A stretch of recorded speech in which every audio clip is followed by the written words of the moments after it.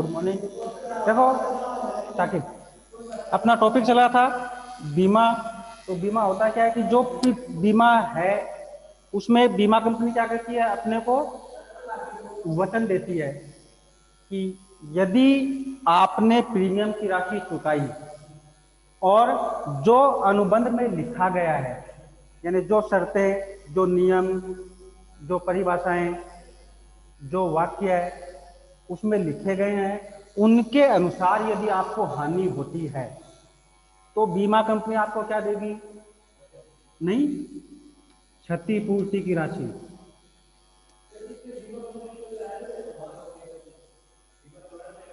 बीमा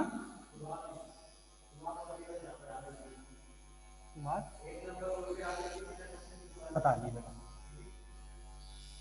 ये तो पता। हाँ, ये तो पता है, आग लगी थी न्यूज में, देखा था मैंने। हाँ हाँ हाँ। नहीं, वो जिस तरह की है, मतलब जो बीमा अपन ने करवाई है वो। अब देखो, जैसे मान लो अपन ने अग्नि बीमा करवाई, समुद्री बीमा करवाई, चोरी बीमा करवाई, वाहन बीमा करवाई, तो इनके बदले अपने को क्या मिलेगी? क्षतिपूर्ति मिलेगी, है ना। और वो क्षतिपूर्ति कितनी भी हो सकती है। मान लो पूरी की पूरी भी वो हो सकती है। अब जैसे मान लो अपनी बाइक है, ठीक है, उस बाइक का अपन ने क्या करवा रखा है? इंश्योरेंस करवा रखा है। बाइक का एक्सीडेंट हो गया और इतना बुरी तरह से एक्सीडेंट हुआ कि वो रिपेयर हो ही नहीं सकती, है ना। कि हाँ, कि कोई भी हाल में वो रिपेयर नहीं हो सकती, तो बीमा कंपनी अपने को क्या देगी? उसी मॉडल की दूसरी बाइक भी देगी, है ना। या रिपेयर हो सकती है तो वो अपने को रिपेयर करके देगी, है ना। कि जितना डैमेज हुआ है वो डैमेज करेगी, तो उसको क्या बोलेंगे? क्षतिपूर्ति। कि वो अपने को क्षतिपूर्ति देंगे, ठीक है। और एक जो जीवन बीमा है, वही एक ऐसा बीमा का प्रकार है जिसमें वास्तविक हानि की क्षतिपूर्ति नहीं होती, है ना। बाकी में सारी में क्या हो सकती है, अपनी जितनी हानि हुई है उस हानि का अपने को क्षतिपूर्ति मिलेगी, ताकि ना कि पूरी की पूरी भी मिल सकती है, या जो वास्तव में हानि हुई है उस हानि का अपने को क्या मिलेगी? क्षतिपूर्ति। जीवन बीमा में वास्तविक हानि की क्षतिपूर्ति नहीं हो सकती। अब जैसे मान लो मैंने अपना जीवन बीमा करवाया और एक्सीडेंट में मेरा हाथ कट गया, तो बीमा कंपनी वाले मेरे को दूसरा हाथ थोड़ी लगा देंगे, है ना। तो उसका क्या देंगे? क्षतिपूर्ति देंगे, है ना। और बाकी में क्या हो सकती है? वास्तविक हानि की पूर्ति होती है ना। कि मान लो अपनी बाइक खत्म हो गई, पूरी की पूरी डैमेज हो गई, लगा देंगे, नई ला के दे देंगे, है ना। अपना गोदाम नष्ट हो गया तो जितना भी अपना क्लेम था वो क्लेम मिल जाएगा, उस क्लेम से अपन अपना दूसरा बना सकते हैं। मान लो अपना मटेरियल नष्ट हो गया, वो पैसे देंगे तो उसके जैसा दूसरा मटेरियल ले आएंगे, है ना। अब हाथ दूसरा थोड़ी लगा लेंगे, है ना। तो जीवन बीमा एक ऐसा है जिसमें वास्तविक हानि की क्या नहीं होती? भरपाई नहीं होती। बाकी जितनी भी अपन बीमा पढ़ेंगे उनमें वास्तविक हानि की भी क्या हो सकती है? भरपाई हो सकती है ना। कि मान लो घर जल गया तो अपने को पैसे देंगे तो अपन दूसरा घर बना लेंगे, मान लो उसके जैसा ना बने लेकिन घर तो बन ही जाएगा, है ना। अब हाथ तो वो अपना कैसा ही नहीं दे सकते, है ना। ये थोड़ी वो नकली हाथ लगा देंगे उससे अपन। हाँ हाँ हाँ। हाँ, इनकी भी बीमा होती है। हाँ, पर वो चलन में नहीं है। यानी अभी 2 साल पहले एक सर्वे आया था कि भारत में इस समय लगभग 27 इंश्योरेंस कंपनियां हैं जो काम कर रही हैं। तो वो गवर्नमेंट सेक्टर की भी और प्राइवेट दोनों मिला के कितनी है? 27 कंपनियां हैं। और भारत में केवल 9% लोगों का बीमा किया गया अभी तक। यानी एक कंपनी ने अपने जितने भी नहीं किए, यानी कम से कम 27% तो होना चाहिए कि एक कंपनी यदि 1% लोगों का भी बीमा करती तो कितने हो जाते? 27% लोगों का बीमा हो जाता। और अभी भी कितने लोगों का है? केवल 9%। यानी भारत में 130 करोड़ है, तो 130 का मान लो 10% माने अपन, तो कितने हो गए?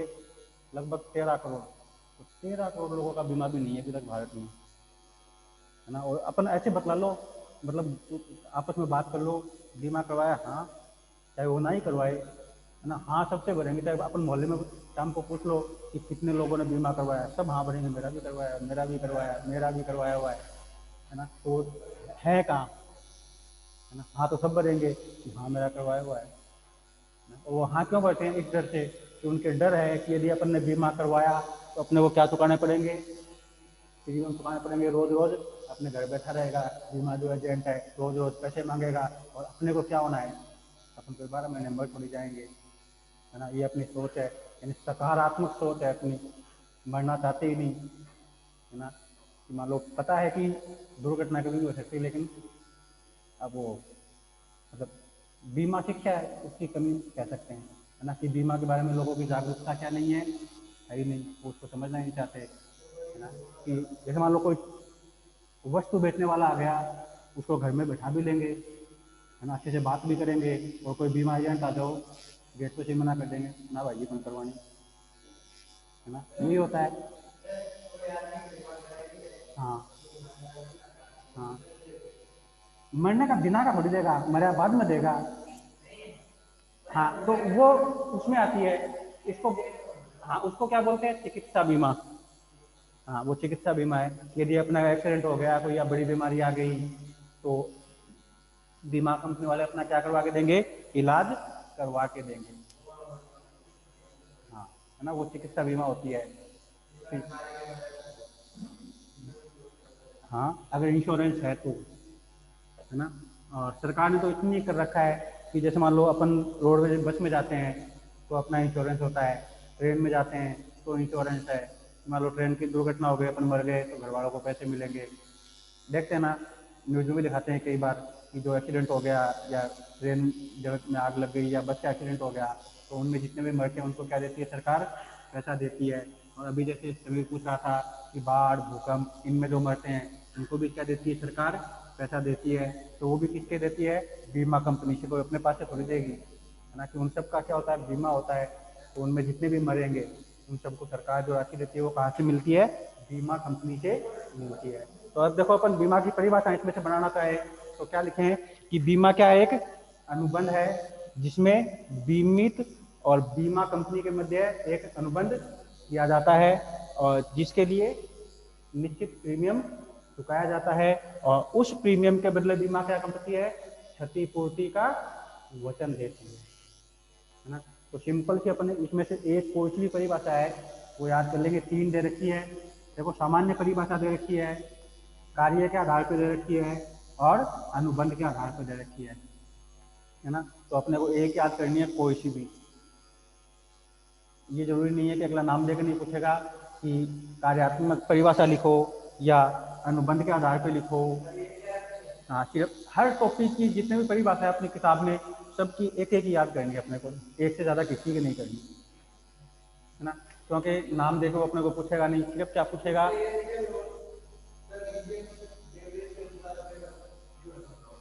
विलियम पेपर में ना, पेपर में नाम नहीं आए ना, सिर्फ वो पूछेगा कि बीमा की परिभाषा लिखो या बीमा का सामान्य अर्थ लिखो। तो अपने को सामान्य अर्थ में भी क्या लिखनी होती है, परिभाषा ही लिखनी होती है, नाम नहीं देगा। और अपने मान लो नाम याद भी नहीं है तो भी अपन क्या लिख देंगे, प्रमुख प्रबंध शास्त्री के अनुसार या एक प्रबंध शास्त्री के अनुसार, है ना। नाम वो अपने आप मान लेगा कोई सा भी, अपने को सिर्फ परिभाषा लिखनी है, ठीक है। अब देखो बीमा की विशेषताएं कि इसमें कौन कौन सी जो विशेषताएं हैं वो पाई जाती है।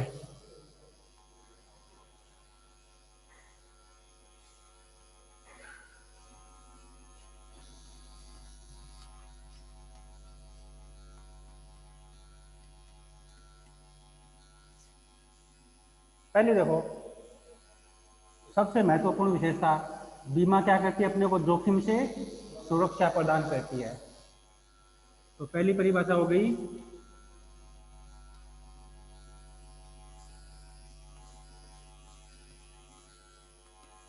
जोखिम से सुरक्षा। अब जोखिम से सुरक्षा कैसे, कि बदले में वो अपने से क्या लेगी, प्रीमियम लेगी, और ये जो प्रीमियम अपन चुकाते हैं इसी प्रीमियम से बीमा कंपनी क्या करती है, अपने को क्षतिपूर्ति की राशि का भुगतान करती है। अब मान लो 1000 व्यक्तियों ने क्या करवाया, अपना बाइक इंश्योरेंस करवाया, ठीक है। और एक जने का खर्चा अपन कितना माने प्रीमियम का, 1000 रुपये मान ले, है ना। कि हर आदमी प्रीमियम के कितने चुका रहा है, 1000 रुपये चुका रहा है, और पूरी साल में उसने कितने बीमा किए, 1000 बाइक बीमा किए। उसके पास कितने रुपए आ गए? 10 लाख। ठीक है ना? हाँ, यानी 1,000 आदमी थे और सबका प्रीमियम कितने का था? 1,000 का। टोटल बीमा कंपनी के पास कितने प्रीमियम आया? 10 लाख। अब ये तो है नहीं कि पूरी साल में इन सबका एक्सीडेंट होगा, है ना? मुश्किल से 1 या 2 व्यक्तियों का होगा और उसको प्रीमियम भी कितना चुकाएंगे वो? कम से कम कर करके, यानी उसका एनालिसिस करके कितना चुकाएंगे? मुश्किल से 5 से 10 हज़ार रुपये का बिल बनेगा एक आदमी का। अब 2 जने के माने तो कितने हो गए? 20,000 रुपये लगा उसका और उसके पास आए कितने? 10 लाख। तो बीमा कंपनी की यही कमाई होती है कि बाकी तो वो कोई व्यापार करती नहीं है, अपने कोई चीज़ भी नहीं बेचती, तो जो प्रीमियम की राशि इनके पास बचती है इसी से अपना विज्ञापन भी करते हैं, इसी से जो इनके एजेंट हैं उनको कमीशन, जो परमानेंट कर्मचारी है उनको तनख्वाह, यानी सारा काम वो किससे करते हैं? इस प्रीमियम की राशि से करते हैं। और जो चुकाना है वो भी कहाँ से चुकाएंगे? प्रीमियम की राशि में से चुकाएंगे, साल के हिसाब से। हाँ, यानी जीवन बीमा है ना, वो तो टाइम पीरियड की होती है कि जैसे 5 साल, 10 साल, 15 साल, है ना, अलग अलग उम्र के हिसाब से। और बाकी जितनी भी बीमाएं होती है ना वो सब 1 1 साल की होती है कि हर साल इनको अपने को क्या करना होता है? रिन्यू कराना होता है। और जो वाहन बीमा है ये भी जनरली तो 1 साल की होती है, लेकिन कंपनी इनको बेचने के लिए क्या करती है? ऑफर देती है कि यदि आप हमारे से बीमा करवाओगे तो आपको क्या मिलेंगे? 5 साल की बीमा एक साथ मिलेगी, या 1 साल की फ्री मिलेगी, या 2 साल की फ्री मिलेगी। तो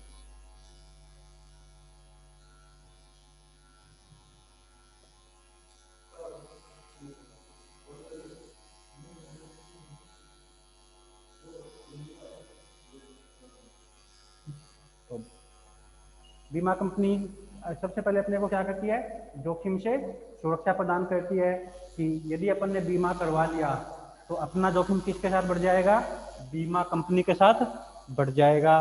कि यदि हानि होगी तो अपने को वो क्या करेगी? हानि चुकाएगी।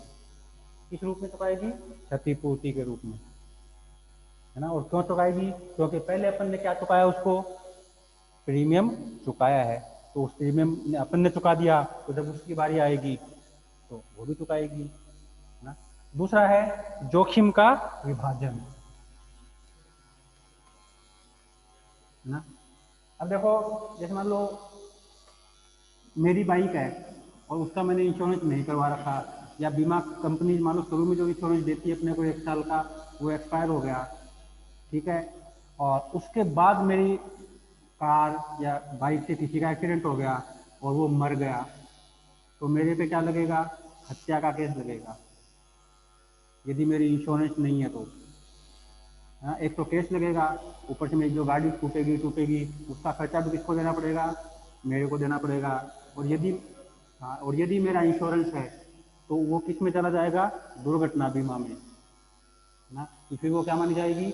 दुर्घटना मानी जाएगी। हाँ, हाँ, तो इतने एक्सीडेंट होते हैं दुनिया भर में, किसको सजा होती है? आज तक किसी को एक्सीडेंट की फांसी हुई है क्या? एक्सीडेंट की किसी को 10 साल की 20 साल की जेल हुई है क्या? नहीं होती, है ना? वो किसमें चला जाता है? दुर्घटना बीमा में। और यदि इंश्योरेंस एक्सपायर हो गया या अपन ने करवा ही नहीं रखा तो फिर क्या लगेगा? हत्या का केस, कि इसने इरादतन यानी जानबूझ के क्या की है? अगले की हत्या की है, मर्डर किया है ना? तो इसलिए भी बीमा जरूरी है कि यदि अपना इंश्योरेंस है तो अपना जो हत्या हुई है या मर्डर अपन ने जो भी किया है वो किस में चला जाएगा? दुर्घटना बीमा में चला जाएगा, है ना? फिर उसको उसी हिसाब से ट्रीट किया जाएगा, है ना? तो वो जोखिम किसका हो गया? बीमा कंपनी दोनों में बीमित में क्या हो जाएगा? बट जाएगा कि आधा उसका आधा अपना। तीसरा है सहकारी व्यवस्था।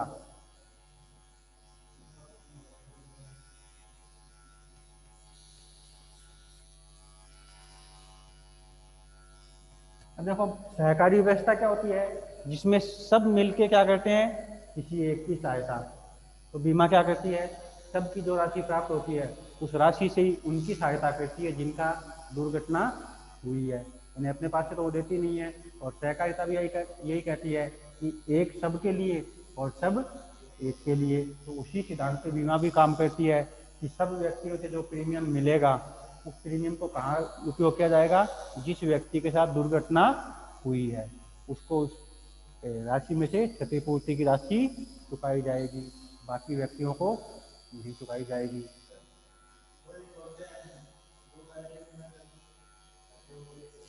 ना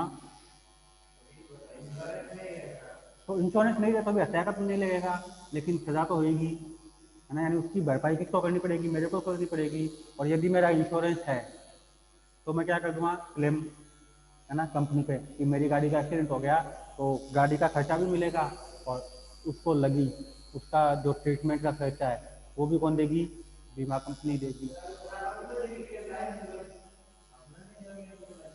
जिसको लगी उसका देगी, है ना, अपने को क्यों देगी? हाँ हाँ हाँ, यदि उसके पास डॉक्यूमेंट है ना, यानी मरने के बाद मान लो वो मर गया और घर वालों को नहीं बताया, तो अगर जब तक वो उसकी मृत्यु का प्रमाण पत्र, जैसे जन्म का प्रमाण पत्र होता है वैसे मृत्यु का बनवाना पड़ेगा। और जो LIC के कागज थे वो कागज भी कहाँ जमा करने पड़ेंगे? LIC ऑफिस में जमा करवाने पड़ेंगे। तो उनका क्लेम होगा कि हाँ ये इस वजह से मरा है, तो इसकी ये राशि है और इसने इसका नाम लिखा है, तो उसको मिलेगी, है ना। कि हर जो मतलब जीवन बीमा होती है उसमें नॉमिनी का नाम होता है ना। कि नॉमिनी मतलब अपना उत्तराधिकारी, कि अपने बाद ये राशि किसको मिलेगी, कि मरने के बाद खुद को मिलेगी नहीं, है ना। तो उसमें नाम लिखा रहता है कि मरने के बाद बेटे को मिलेगी, पत्नी को मिलेगी, भांजी को मिलेगी, भतीजे को मिलेगी, जिसमें भी उसका नाम लिखा रहता है उस उत्तराधिकारी को वो राशि मिलती है। उसके बाद में चौथा है विस्तृत क्षेत्र, यानी इसकी चौथी विशेषता है व्यापक या विस्तृत क्षेत्र। और विस्तृत क्षेत्र का मतलब कि आज ऐसी कोई भी चीज नहीं है जिसका अपन चाह नहीं करवा सकते, बीमा नहीं करवा सकते, है ना। कि जो बड़े बड़े शहर हैं उनमें तो यहाँ अपने जो इसके टाट के यानी शरीर के जो बाल है ना उनका भी बीमा होता है अलग से, है ना। कि हाई फाई जो सिटी है, बड़े बड़े शहर हैं, उनमें तो हर चीज़ का होता है, सौंदर्य का भी होता है कि यदि बूढ़ा हो गया तो भी उसको क्षतिपूर्ति, बूढ़ा हो गया तो भी क्षतिपूर्ति मिलेगी। हाँ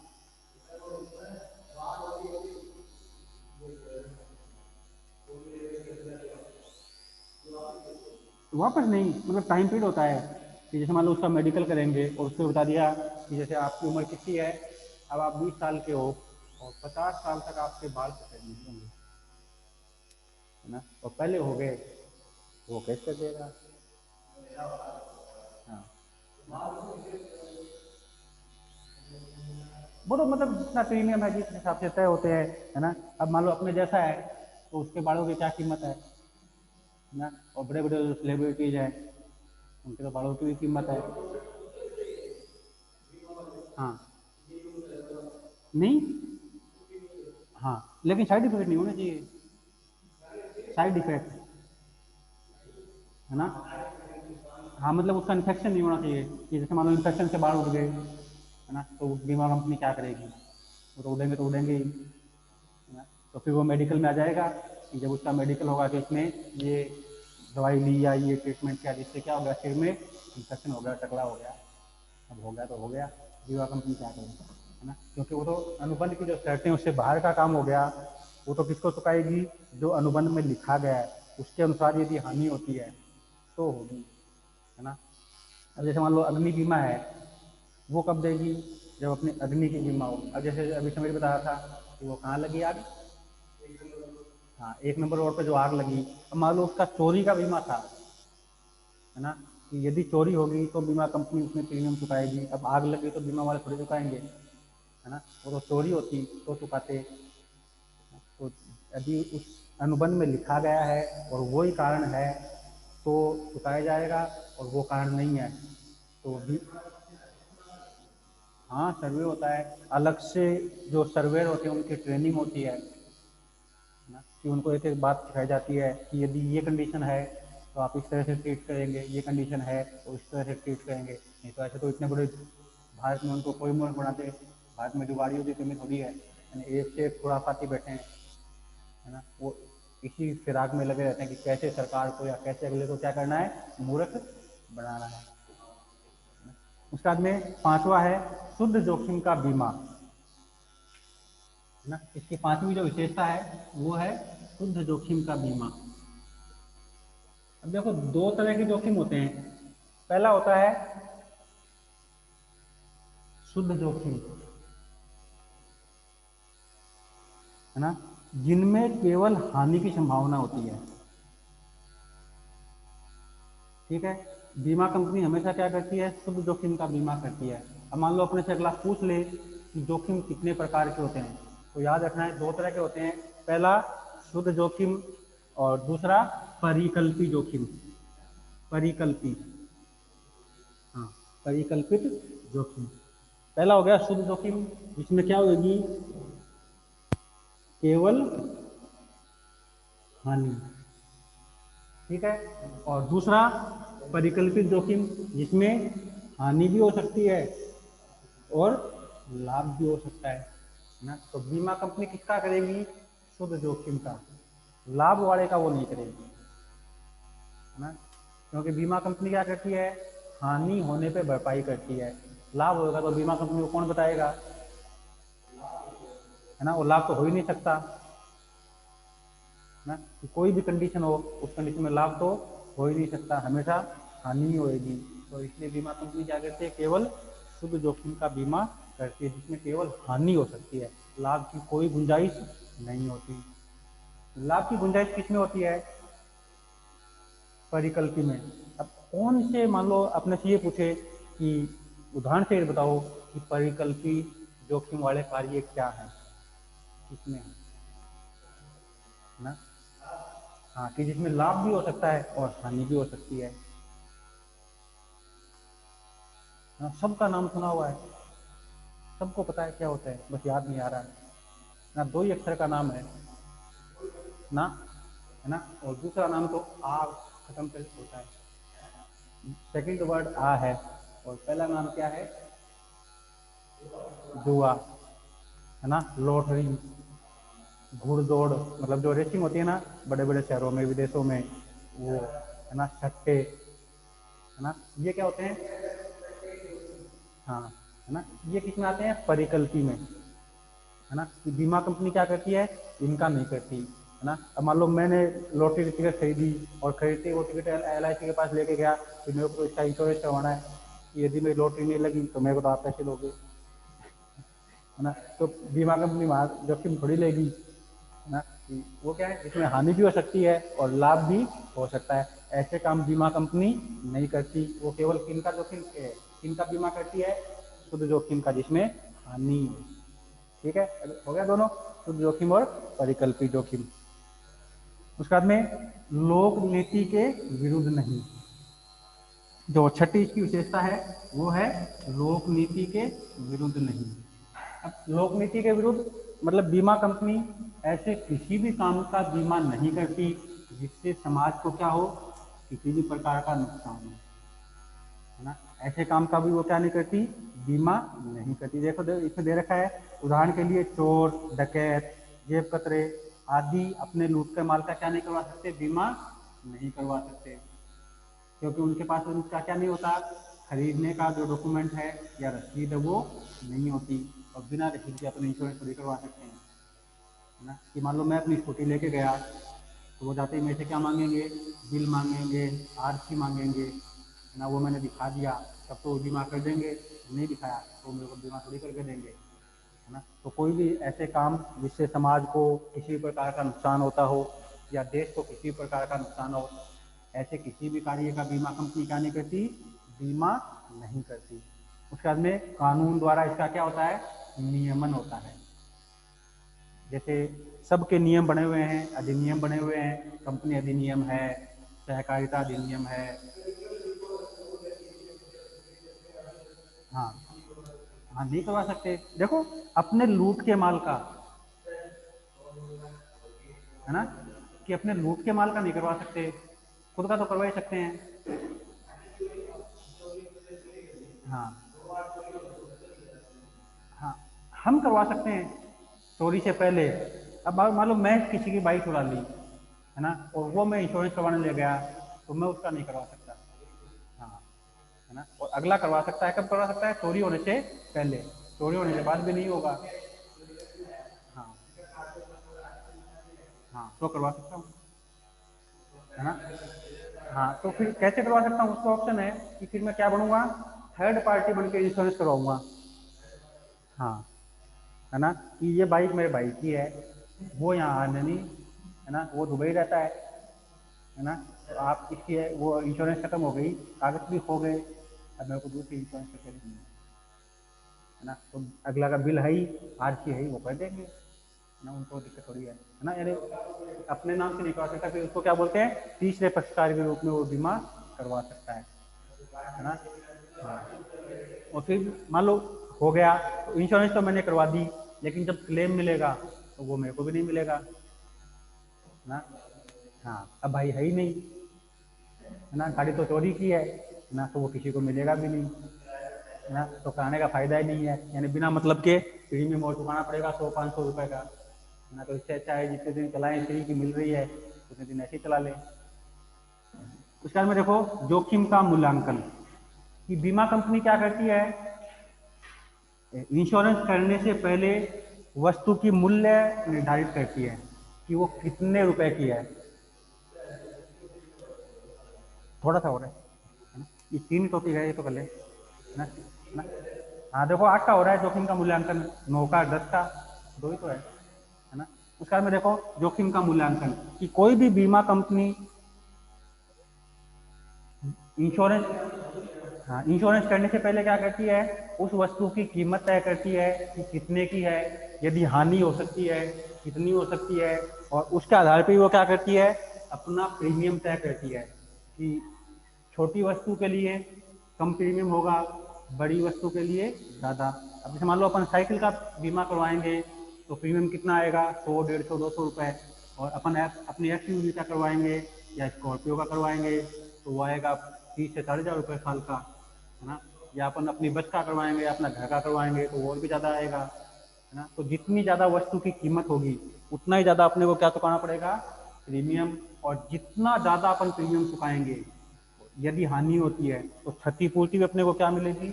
उतनी ही ज़्यादा मिलेगी, है ना। क्योंकि प्रीमियम ज़्यादा है तो वस्तु की कीमत भी ज़्यादा होगी। अब बड़ी हानि होगी तो भरपाई भी बड़ी मात्रा में ही करनी पड़ेगी। हाँ, उस हर चीज़ की। हाँ, यदि क्लेम अपन करेंगे तो बदल के देते हैं।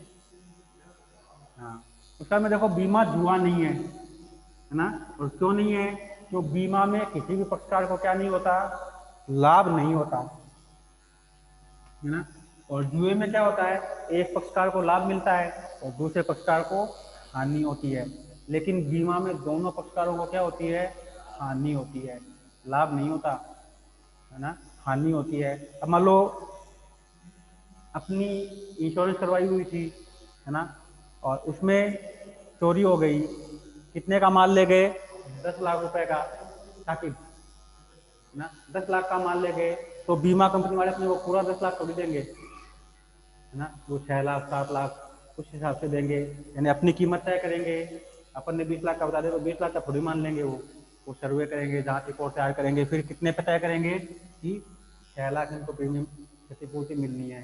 तो 4 लाख का तो अपने को अपने कैसे हो गया? तो प्रीमियम अपन 10 लाख का चुकाया थोड़ी, अपन ने तो क्लेम 10 लाख का किया था, प्रीमियम तो कितना चुकाएंगे? मुश्किल से 10 हज़ार या 20 हज़ार वो चुकाएंगे। तो 6 लाख का अपना 10 लाख का माल गया, बीमा कंपनी ने अपने को कितने दिए? 6 लाख। तो 4 लाख का नुकसान तो अपने हो गया, है ना। और बीमा कंपनी को भी ये 6 लाख का क्या हुआ है? नुकसान ही हुआ है कि अपन ने प्रीमियम तो चुकाया 20 हज़ार रुपये और ले रहे मुझसे 6 लाख। तो इसमें दोनों को नुकसान होता है, इसलिए बीमा को क्या नहीं माना जाता? जुआ नहीं माना जाता, है ना। उसके बाद में अगली है, बीमा को दान भी नहीं माना जाता। यानी बीमा कंपनी वाले अपने को क्षतिपूर्ति चुका रहे हैं तो वो कोई दान में थोड़ी दे रहे हैं, बदले में अपने से क्या लिया है? प्रीमियम लिया है ना, उस प्रीमियम के बदले चुका रहे हैं। तो इसलिए बीमा को क्या नहीं माना जाता? दान भी नहीं माना जाता। तो ये दोनों जो विशेषताएं हैं 9 की और 10 की, बीमा जुआ नहीं है, बीमा दान नहीं है, ये दोनों इंपॉर्टेंट है। 2-2 नंबर के इनमें से अलग क्वेश्चन पूछ सकता है।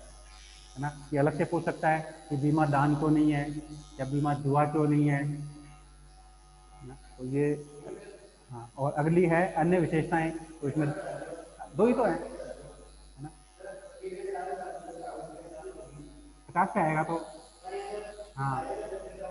तो आज लेट चलो ना अपना, बीच में लाइट चली गई ना।